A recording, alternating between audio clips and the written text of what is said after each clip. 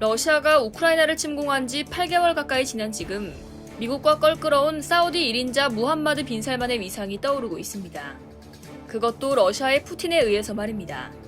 실제로 궁지에 몰린 러시아의 블라디미르 푸틴 대통령과 사우디의 실질적 통치자인 무함마드 빈 살만에게는 공통점이 많아 보이는데요.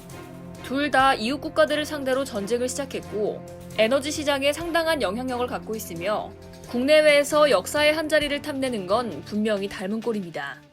지난 5일 영국 매체 가디언은 사우디와 러시아는 최근 관계 강화에 나섰다고 전했습니다. 지난 5월 기준 사우디아라비아와 러시아는 각각 2위와 3위 원유 생산국으로 두 국가의 원유 생산량 총합은 전 세계 생산량의 약 25%입니다. 가디언은 러시아와 사우디의 관계 강화 움직임의 대표적 사례가 이날 오스트리아 빈에서 열린 오펙 플러스 회의라며 오펙 플러스는 푸틴에게 호의적인 감산 결정을 내렸다고 지적했습니다.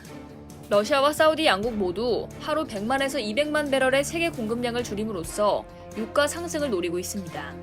이러한 움직임은 전쟁으로 인한 유럽으로의 가스 공급의 광범위한 차질과 겨울이 다가옴에 따라 에너지 안보 위기가 악화될 것이라는 예측에 뒤이은 겁니다. 조 바이든 미국 대통령은 에너지 공급 위기의 정도가 명백해지자 올여름 중동의 파트너인 사우디를 방문했지만 빈손으로 돌아왔습니다. 결과적으로 미국의 11월 중간 선거까지 높은 기름값을 지불해야 하는 처지에 몰렸죠. 러시아와 사우디 사이의 유대감이 깊어지는 또 다른 징후는 지난달 사우디 외교관들이 우크라이나 내에서 교전 중에 붙잡힌 5명의 영국인을 포함해 외국인 포로를 석방했을 때 나타났습니다. 이것은 사우디가 세계 무대에서 주목받을 수 있는 한순간을 만들어주기 위해 푸틴이 사우디의 중재를 받아들인 것처럼 보였고 실제로 외신들도 그같이 보도했습니다. 사우디 반체제 인사이자 언론인 자말 카슈쿠지 암살 사건으로 4년간 전 세계를 충격에 빠뜨렸던 무함마드 왕세자는 이제 다시 세계 무대 전면에 나설 채비를 하고 있습니다. 사우디 왕국을 중동의 강국으로 만들고 세계를 움직이는 지도자로 자리매김하는 것이 핵심 목표입니다. 가디언은 사실 무함마드 왕세자는 러시아 폭군을 모방하고 싶어 한다는 징후가 자주 있었다고도 지적했는데요.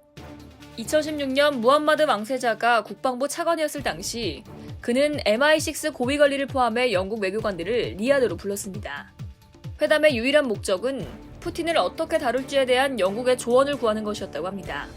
당시 회담에 참석했던 한 관계자는 몇 년 후에 무함마드는 푸틴에게 매료되었다. 심지어 존경하는 것 같았다고 전했습니다. 이후 무함마드 왕세자는 푸틴을 연구하고 모방했습니다. 반대파에 대한 무함마드의 탄압은 푸틴 리더십을 연상케 했습니다. 아랍 민족주의 기반 위에 반대자들을 통제함으로써 권력 기반을 공고히 하는 것도 마찬가지입니다. 푸틴과 무함마드는 최근 몇 달 동안 바이든에 대한 증오로 더욱 뭉쳤습니다. 바이든 행정부는 우크라이나의 군사 지원을 강화하고 러시아 군대를 일련의 굴욕적인 후퇴로 몰아넣었지만 바이든 대통령은 올여름 사우디 순방 때 빈손으로 떠났고 무함마드 왕자는 바이든 대통령과 거리가 멀어졌습니다.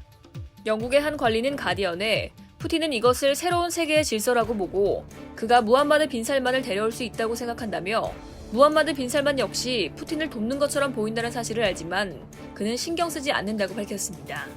끊임없이 상대의 허점을 찾는 외교 전쟁에서 푸틴의 사우디 패는 바이든에게 너무나 뼈아픈 한 수가 아닐 수 없습니다.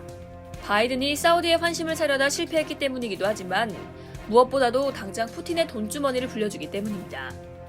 바이든이 어떤 묘수를 꺼내들지 지켜봐야겠습니다. 이상 여의도TV였습니다.